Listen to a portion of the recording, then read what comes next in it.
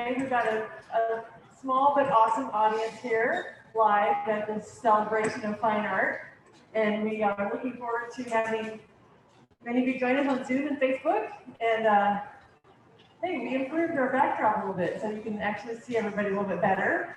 So today the topic is the line between abstraction and realism.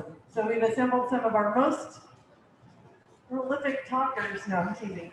Aileen doesn't want to talk a lot, but we'll get some good stuff out of her. But today will be a really fun experience to hear from all of these wonderful artists about how they, if you look really close, it looks super abstract. The farther away you go, it looks more realism. So today's panel, starting on stage left, is Bruce Marion, right here from Arizona. And then we have Martin Blundell from Utah. You'll see the Utah influence in some of his paintings. Right next to me is Aileen Frick, right here from Phoenix. And Stewart Yankel, who's now dual residency, Arizona and Pennsylvania. Yankel West and Yankel East, I think we're calling it. So awesome. So anyway, we usually like to have each of the artists tell us a little bit about how you got into art and why you particularly like the abstraction realism line that we're going to cross today. And we're going to start with Bruce, because he's never shy. Rarely. Thank you for having me, Susan. So I came into abstraction really in an interesting way. When I was younger and went to art school, I hated abstract stuff and thought it was for people who couldn't paint or draw well. And then I was an illustrator for a lot of years. And when I was transitioning over 20 years ago into being a fine artist, I just started getting this strong feeling like I wanted to explore texture and abstract color. So I started painting all that. Hey, Bruce, can you? Oh, much better. There we go. Thank you. I have to talk through the mask too. So I started painting all abstractly because I really wanted to learn what it was all about. And in fact, I think my first 7 or 8 years in the show here, I was painting all abstract painting, no representational at all. So what that taught me was the lessons were unbelievable because I learned about color moving and abstract shapes. And when you do that and then you come back to realism, it turned my realistic paintings like 10 times more powerful than they were, because every painting, whether it's photorealistic or abstract, is still a bunch of abstract shapes. And once you learn to see those and manipulate them and manipulate the color for strength and power, it just improves all of your painting. So that's kind of how I wound up where I am. So after painting abstractly here for all those years, then I started introducing imagery back in, doing wildlife, wolves, and landscapes, as well as cityscapes and all, but using everything I learned in that journey in the work that I do now. So thank you. That's awesome. Thank you for sharing that. Okay, Martin, let's hear a little bit about your background and I grew up in hold that microphone really close to you. I grew up in Salt Lake City and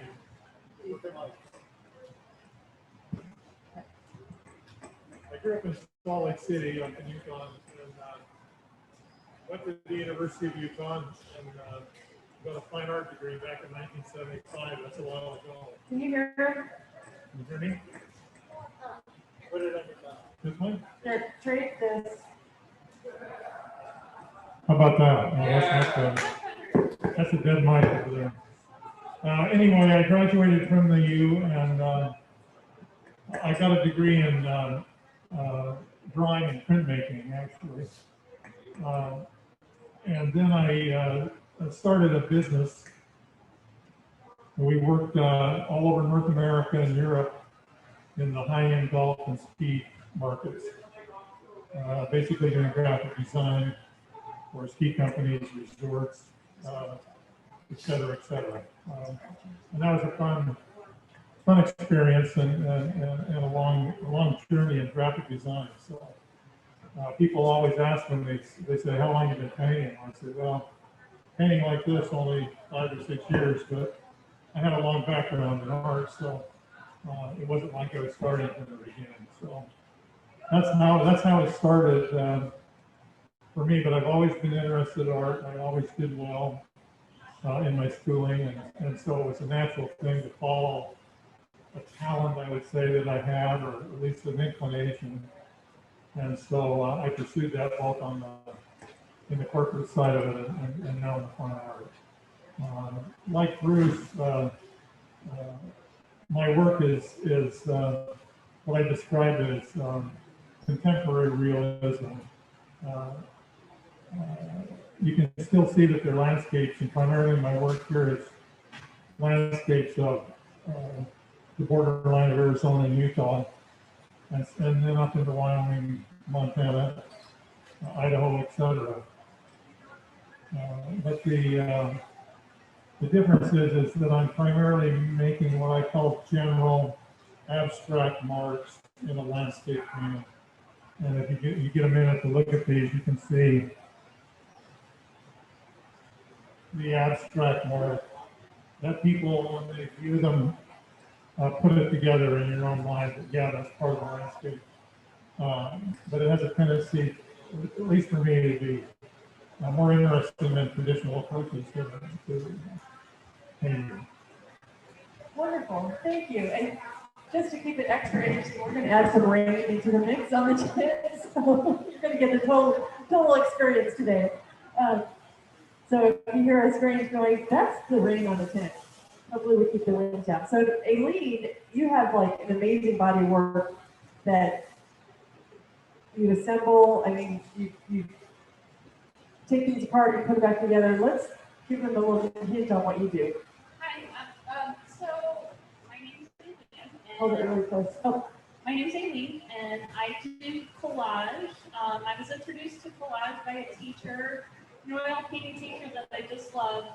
And her instructions at the time were just, we're gonna tear out paper, we're gonna glue it down, we're gonna coat it with that medium, and then we're gonna paint. And that was the instruction at the time. And at the time, I was a full-time engineer. So I was like, oh, okay, that sounds good.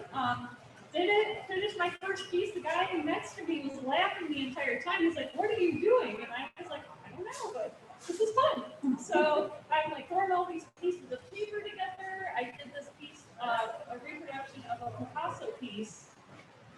And when I got done, the teacher looked at me and she said, this is your thing. You need to create a body of work and go to a gallery, which at the time I'm like, what does that mean? Because I don't know what a body of work is. I'm an engineer. So she explained it to me, and I started showing at that point in time. And so as far as abstraction, I've never really thought about my work as abstract, because in my mind, it's pretty realistic. But if you were to look at it up close, it's all pieces of magazines. And a lot of times they tell stories. And what I've learned through my artistic process is that I just allow it to happen. Sometimes there's pieces here, I don't understand why they're here, but they fill this story that's bigger than me, and that's why I love the process.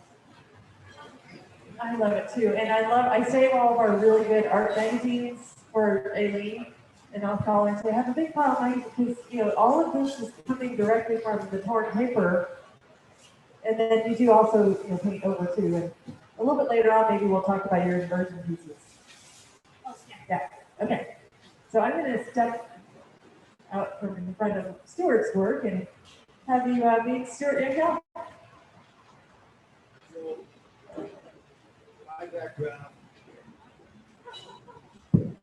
My background, I was pretty fortunate growing up to grow up around my father. We're trying not to share mics, but we're sharing mics. I was fortunate to grow up around my father and his best friend, my godfather, who were both, my godfather was a pretty famous artist back in the 30s who had worked with Diego Rivera in San Francisco. And he had introduced my father to art, who's a biochemist. And so my father's been doing art for 60 years. But I tell people I caught the disease from them. And when I started college, I ended up in a pretty classical art academy. like Bruce, started off, real formal training, and at that time, most of those guys and gals had a little contempt for abstract painting.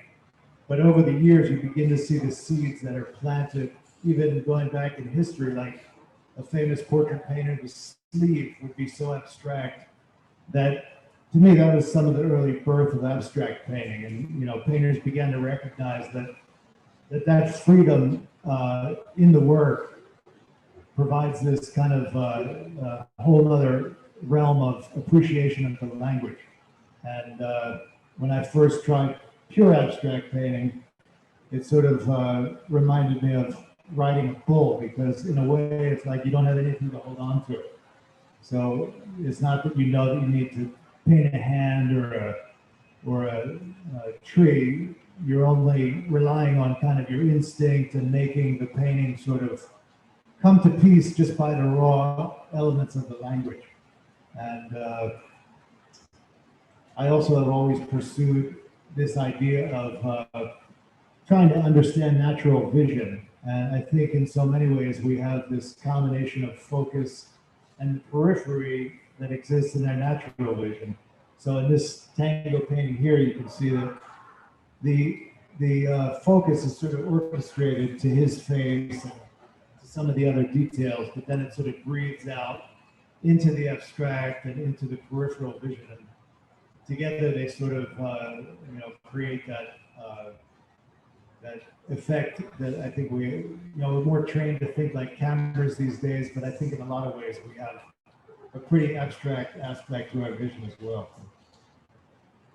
And you'll notice that, thank you, Stewart, for that. I love that. You'll notice that none of these are purely abstract artists, which we have a wonderful representation of are very abstract painters. But what we wanted to do is sort of talk about the line that blurs. And I just saw something recently, as I'm holding my glasses because they're fogging up, but I just saw an ad from an eyeglass company, and it talks about how the right glasses can change your view of the world. And they're holding it up in front of a Van Gogh painting that goes from his big, broad brushstrokes that if you're standing really close, you can't tell what it is, to a super realism representation of the painting, which I thought was a brilliant ad. I don't remember who it was for, so it wasn't that brilliant. But I liked the artistry of it. So Bruce, you started off talking about how you were classically trained, and a lot of people will misunderstand abstract and think that anybody can throw a paint on the canvas or anybody can do that. But what we know is that most abstract artists are very solid in their detail work, the realism, before they go into that. And can you maybe dive a little deeper into that? Well, kind of the way I've come to understand it is, I sort of make a music analogy. When you look at, there's amazing classical music, there's amazing pop songs, that you have this melody and it moves through, whether it's Beethoven or something out of a Disney movie. And I look at abstract art more as amazing jazz music, where you have all of these forms moving through and playing off of each other, yet there's not necessarily a melody you can start humming afterwards. It's just hearing you almost like you're on a wave, and you're just sort of letting go in the moment. And abstract art is a lot like that. Yet to do abstract well, you have to understand the pieces that make up visual art. And that's shape, edge, texture, and the components of color, value, hue, and intensity. So you have to be, I feel like my hardest pieces, like this is from an abstract series I do called the Flow series that I did for a number of years and still do some of these pieces, but I find these much more difficult to do well than something that has a representational component, because as Stewart was saying, there's no tree to grab onto, there's no wolf, there's nothing to compare it to. It's just free form, and it's either going to work or it isn't. Sometimes it's not working, and then you put in one big bold stroke and the whole thing comes together. almost like magic. So it involves, I think, a lot of skill, but also the ability to let go and let it flow as well, all in the same moment. Again, just like the best jazz musicians do. You know, they're absolutely in the moment doing what they're doing. Just like a good athlete does. They're not thinking about what they're doing. They're baseball player, they're swinging a bat or the tennis racket. They're in the exact moment that's happening. And I think abstraction for me is a lot like that. And I just reminded myself that you're the one that came up with this idea for this talk. Because, you know, throughout the summer we'll talk about, you know, what series should we come up with this year. Why did you think this would be an interesting topic? Nothing like putting you on the spot, right? Well, for me, it's I study and have read a lot about how we process visual information from the brain's point of view. You know, from the neuroscience and how our visual perception works. And most people, we have a pre-contained map in our brain that sort of lets us get around the world without having to think too much about it or process it. Because it takes a lot of brain matter to process visual information, a huge amount of energy. So our brains are really efficient and just stores enough to say, okay, there's a table there, don't bump into it.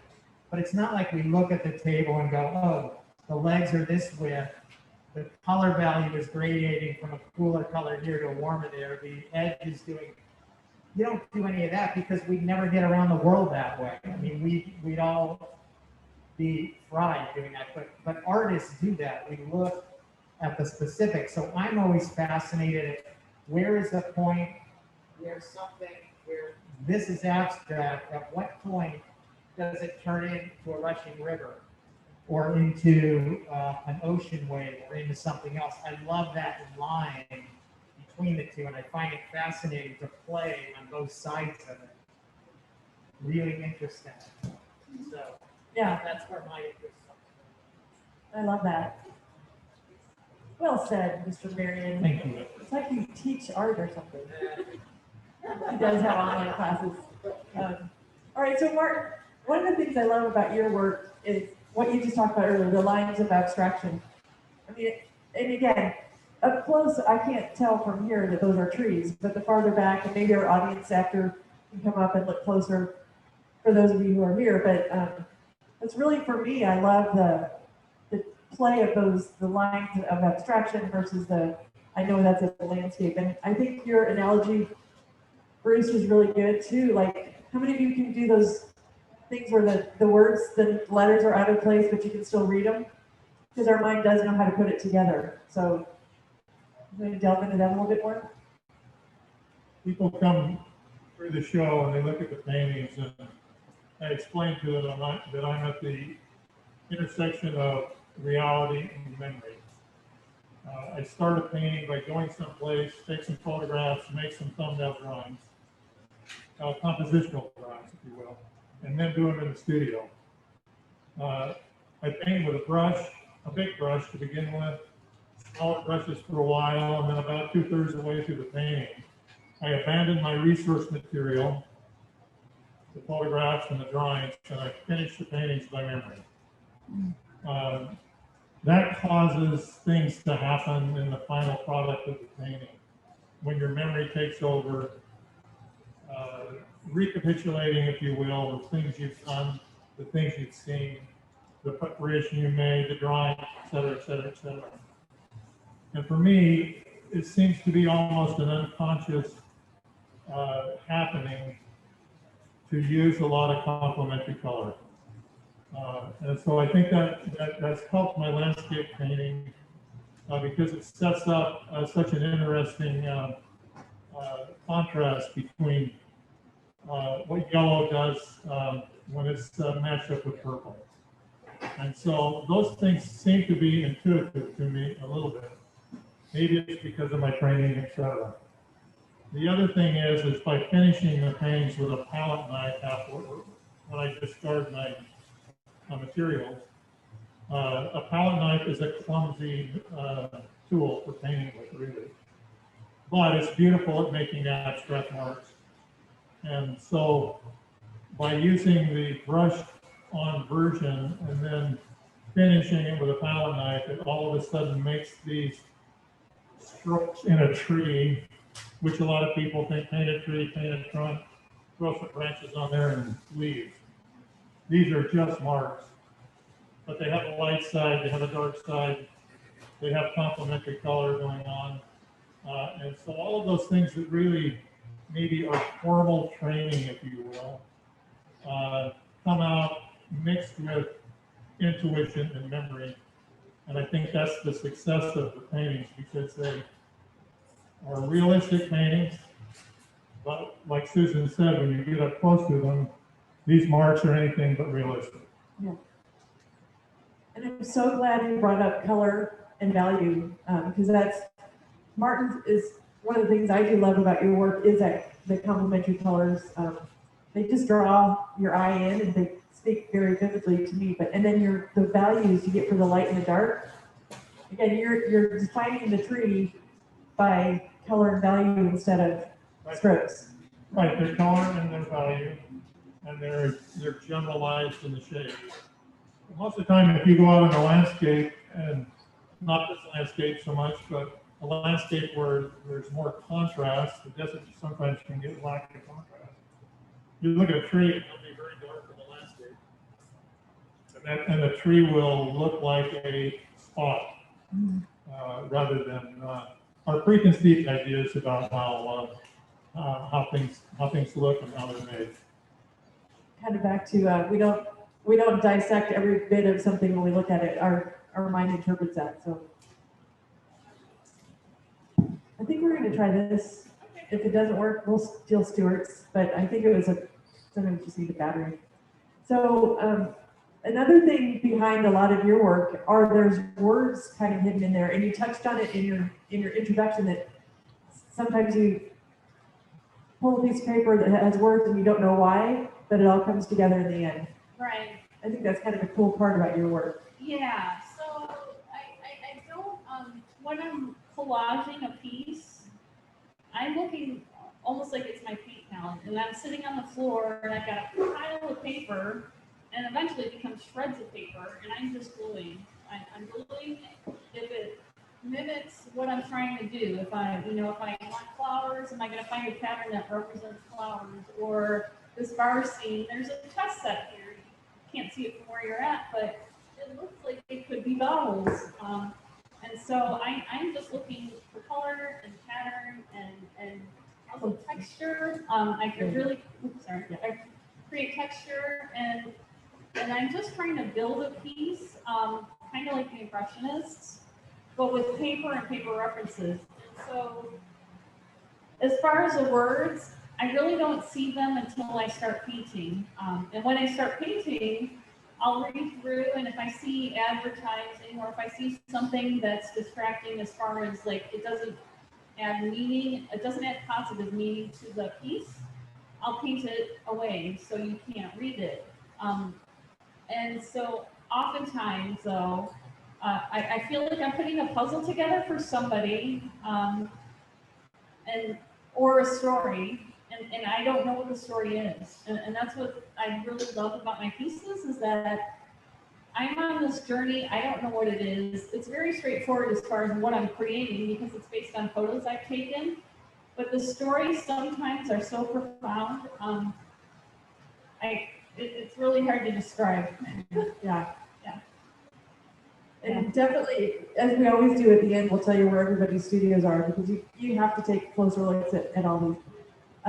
Do you want to talk about your inversion? I know it's kind of hard to explain without saying, but you did a series of inversion pieces, and they are amazing.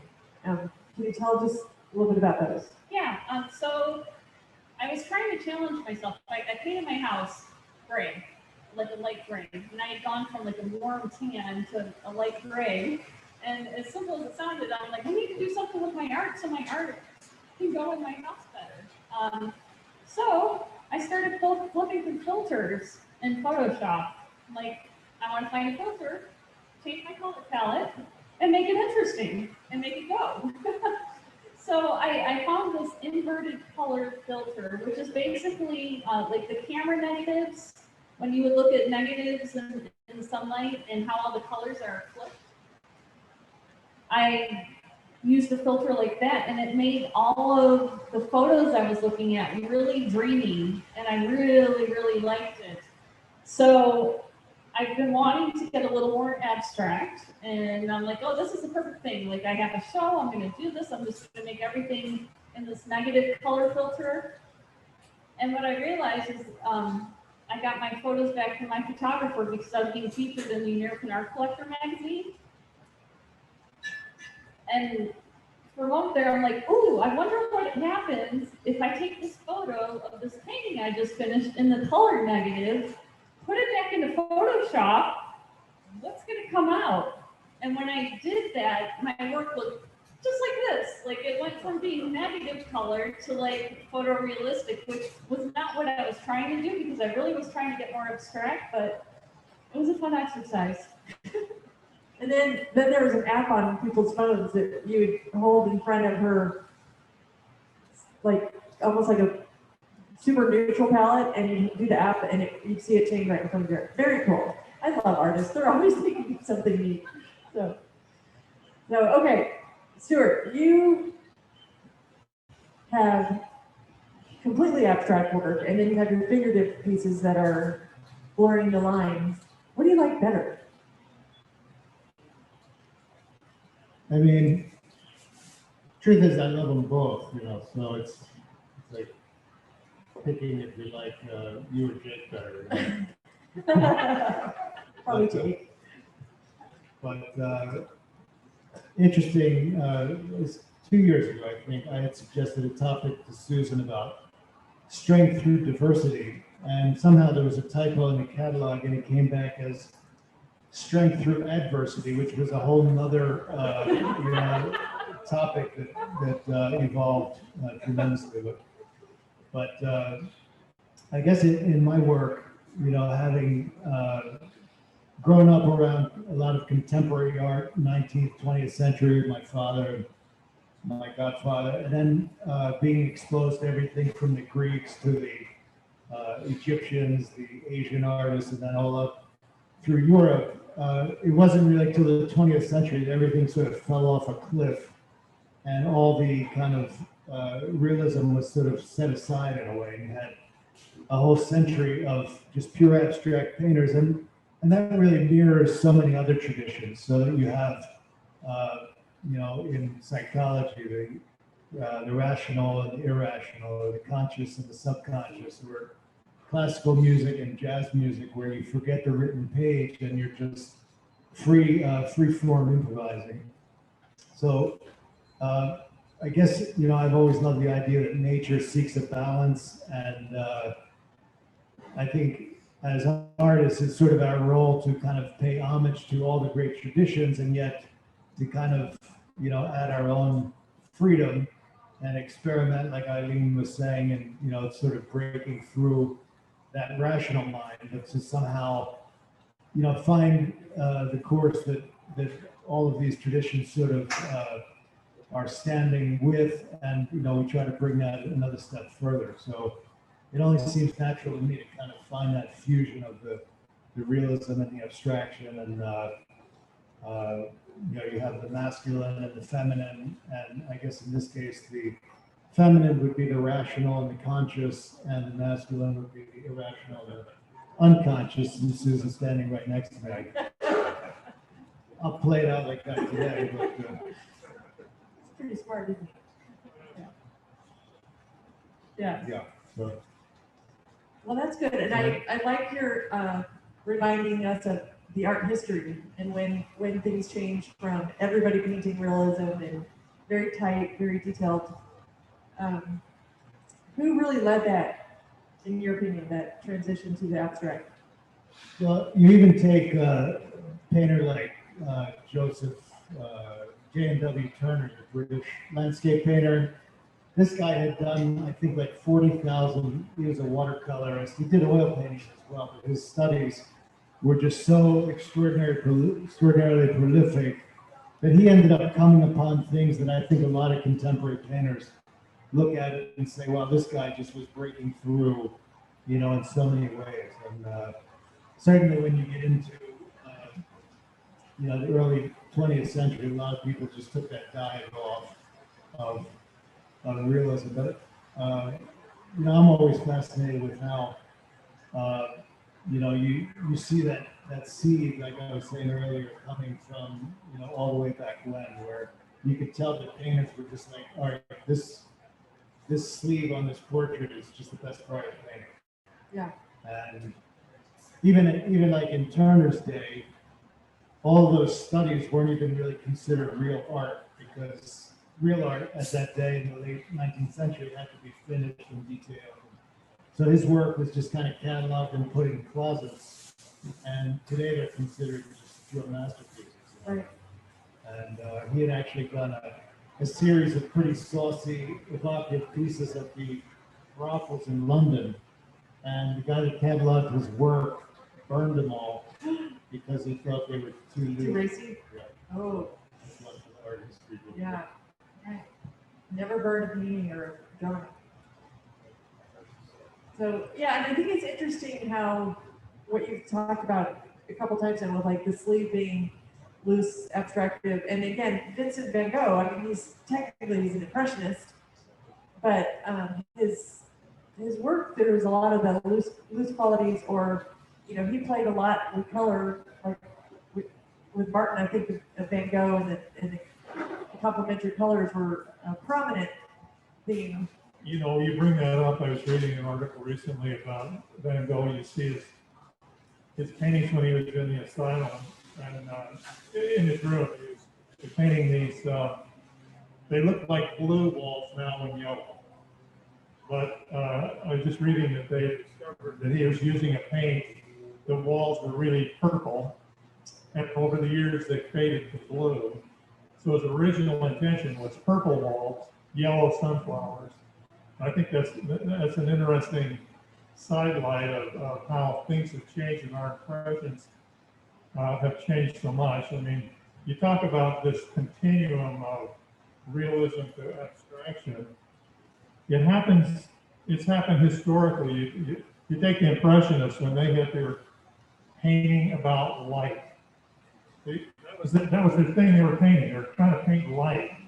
That's a big change from having the Catholic Church say, "Give me an altarpiece," So they were really not very well liked by the galleries, and society were really rejected the Impressionists. We think they're great now, but back in the day, they were very avant-garde. Monet, very, very avant-garde painter. Yeah. I remember I've said this in a series before, but there's a movie called Lust for Life. It's about Vincent van Gogh's life. Kind of an obscure movie, but it's a great movie. Kirk Douglas is in it. He plays Van Gogh. And one of his cohorts said to him one day, "You paint too fast." And his answer was, "You look too fast." And I saw that movie, oh my gosh, 30 years ago, and that line has stuck with me. And again, it's just the visual interpretation of things. So, interestingly enough, that movie, if you've seen it, the Van Gogh, was directed and produced by Julian Schnabel, a New York abstract painter who did very well in New York doing that. But he's put out a bunch of awesome movies, and it's fun to see a director look at it from an artist's point of view. When you see that movie, you kind of get a feel for the whole ethereal kind of thing that was going on, filmed right in the places that Van Gogh painted. right. Fun movie to see. Well, Susan, another interesting thing about that movie is the way I saw it. I think I was taking film classes, TV and film production at Scottsdale Community College. And I think Jake was taking some classes with me too, but he already had his degree. We were just doing that together. But it was our film teacher that sponsored, we went to somebody's house, and it was like a reel-to-reel, like it was before videos or something. Maybe it was on a beta tape or something, but the fact that it was a film class and that was what she chose of all the movies that we could have kind of dissected was pretty powerful too, about the directing and the story of that movie. So I'm sorry. I was going to say, one of my other favorite lines in art history is when they asked Jackson Pollock, "Jackson, how come you don't paint from nature?" He said, "I am nature." You know. True. And he had another fantastic line, which I can't say in public, but they said, "How do you know when you're done a painting?" But that's always been like the oldest question in the book, like when is a painting finished?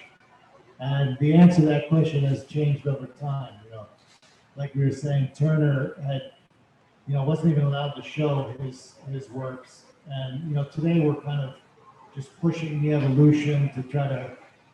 I think this planet has just always been open to evolution, so we're always just looking and pushing, and that's the thing that's most exciting to all of us, is when we find something that we've never seen.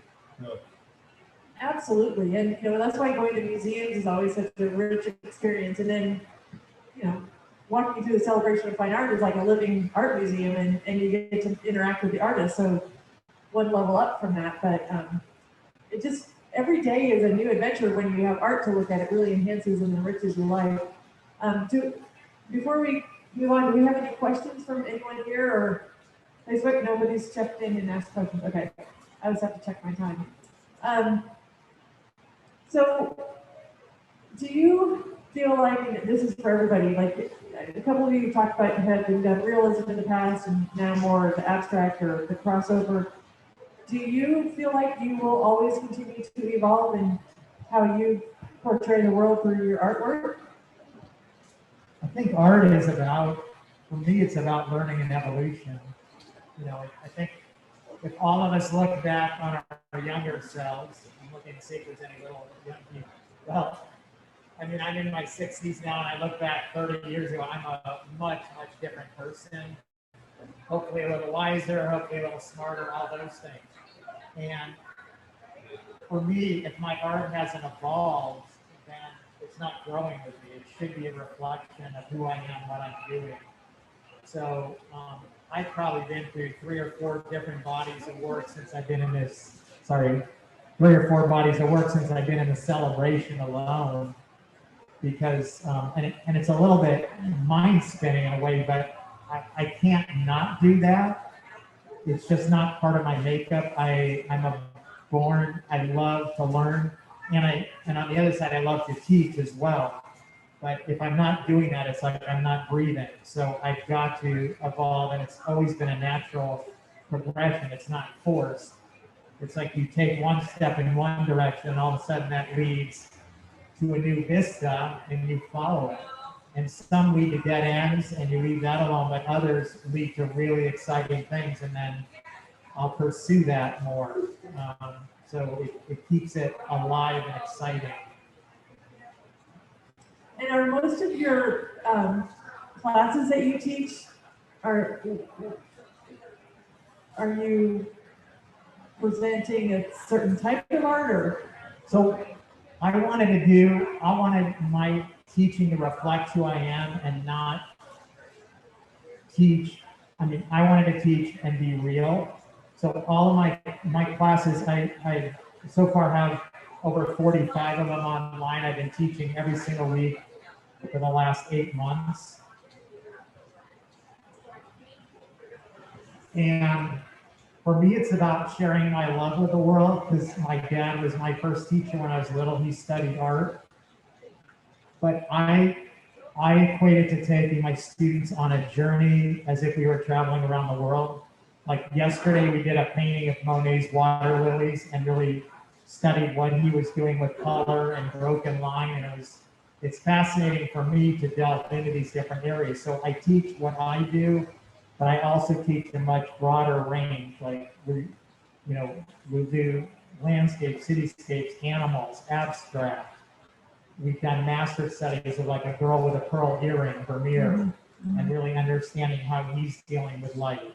So I really love looking at and teaching a broad range of topics, and not just my style, but we'll jump into realism, we jump into abstract and everything.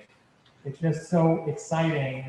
I love seeing what my students come up with. It's amazing to see what people who never thought they could do it before create amazingly beautiful things. It blows their own mind and it opens their own life up to the joy of creating. And that's what it's about for me. That's awesome. And if you're interested in learning more about his classes, you can either contact us or Bruce. Is it It's at bruceonart.com. bruceonart.com? Yeah, but you can come down and talk to me. I can show you what I do and all that.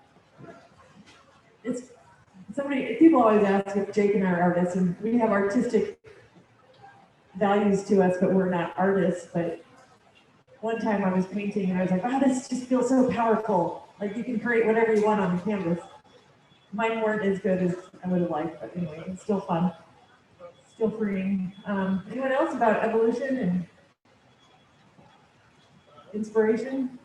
Well, I was inspired when I was first invited to this show. I remember I think it was 9 years ago. I wanted to tell a quick story. I remembered with the rain, I think it was day 3, and I was just getting to know the lay of the land here. It was just like one of these insane desert storms, and Jake's like running around on the roof, and next thing I know, I see this guy in the bathroom with a yellow slicker with like the hand dryer with this whole like suit like laid up inside, and I'm thinking like, that's the owner of the show. Like these people got their head in the game, and I think we all have realized over the years it's an incredibly rare family that puts this show together, and we're all pretty blessed to be involved. But we're pretty glad we didn't have this art discovery on Monday. That was, we had what we lovingly refer to as a winter hurricane blew through here on Monday. Kind of, it was weird. All hands were on deck though. We had rain coming in, and it was hail and wind, and yeah. You know, Susan, going to school, when I first came down here, Matt Stevenson said to me, you know what, Marty, this is going to kind of be like graduate school. Mm-hmm. He says you learn so much from the other artists and the environment. And I think there's something to that for the artists. There's a collaborative effort, there's an interest in everybody winning, doing better, and discovering. And I thought back to my school days that one of my professors started to describe the way he worked, and he said, if you're getting stale, he said, I try to go out on a limb as far as I can go. As far as I can go, and then pull back to finish the painting. And he was expressing to the graduate students, you have to get out there and experience some new things. Paint with your feelings, paint with other kinds of emotion. Do things that you wouldn't normally do that will lead you to discovery of new things. And I've always thought that was a good idea. But I always reference my schooling into what I'm doing now. I got a degree in printmaking. I mean, how many of you have ever made an etching, and then how to etching? I love etching, yeah. And I think that's one of the reasons that I enjoy surface on my paintings. I think my paintings need surface, but I think it goes back to my history. And so I think that becoming different is an important thing, but it's always important to build on use what and build on what you've learned in the past. Very well said, yes. And the environment here is like an amazing environment for the creativity to grow, and the visitors and collectors are just as much a part of it, because it's like a dynamic, real-time event happening here. So, what about you? I know you constantly are evolving, and your mind's just working overtime. Yeah, my mind never stops. Like I wish I could control it. It's just the way I work. I think it's partly being the engineer, problem solver, and then also being creative too. So I kind of ride the line between both hemispheres. And I give myself problems. My first art teacher told me, she's like, you're interesting because you give yourself a problem and then you solve it. And so I'm just constantly doing things that annoy myself, but I learn from it. And yeah, and also on the flip side of that, as far as what I do and why I do it, I did not go to art school, so I've never learned how things should be done. And because of that, I don't think there's any limit to what I can do. So as long as I can think of it, I can try it, I'm there. Like I will try it, I will go after it, and then learn from it or keep going with it. So That's great. And I do think problem solving, if I said the other day, if I had a job title, it would be problem solver. Like that's what I do, but it's always a part of art. Like on almost every panel we have, artists will talk about how, they learned this or that because they had a problem to solve. And having that two sides of your brain totally available is a great asset. I'm grateful when taxes come around. Yeah, you may be unique in that. But anyway, so abstract, realism, we've kind of covered the gamut here. The evolution of art and the way we all interpret the world. I think you all have said some amazing things today. Do we have any? Usually I have somebody who's got a good question. Yeah?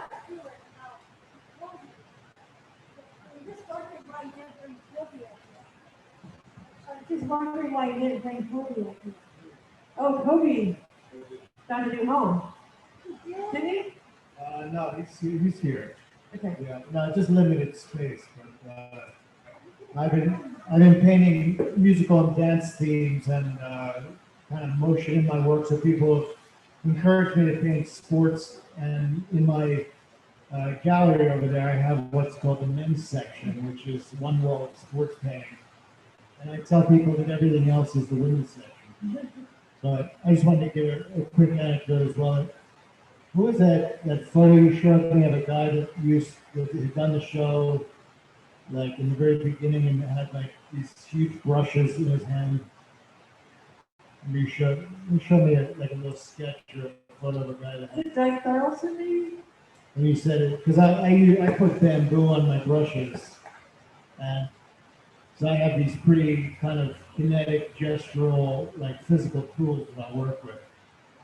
Man, I think that was like year 1 or 2 that you showed me that. Yeah. But when I'm here at the show, I'm sort of finishing all of my work because the early stages are like much more kind of dynamic, and I use bamboo on big house painting brushes and big gallons of paint, and the paint would literally be all over the north front, like if we were in like the early phase of our work. Keep it on the walls. Yeah.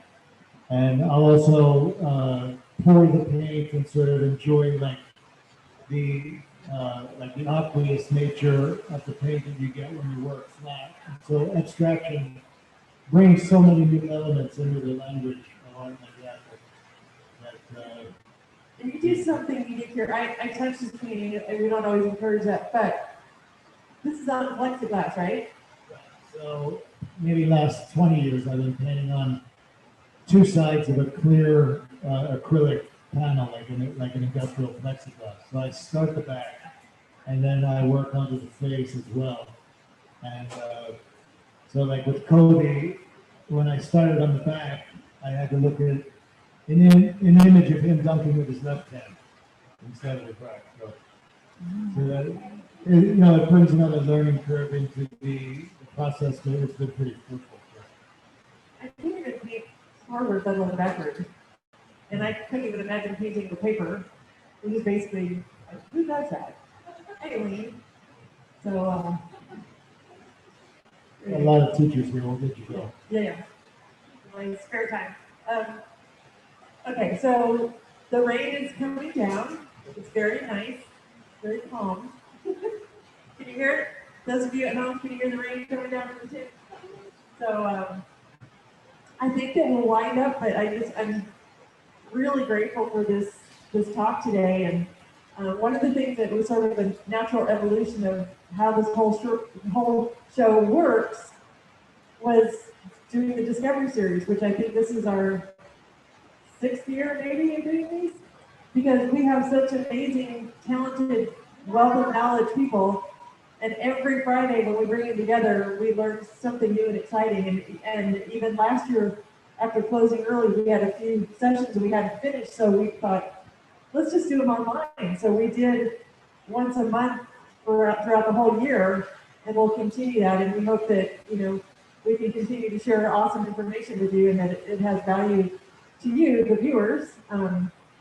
But it's just, I always feel enriched, and I know these people really well. And I see their work, and I know it pretty well, but I always learn something new every Friday. So I feel grateful for that and always inspired.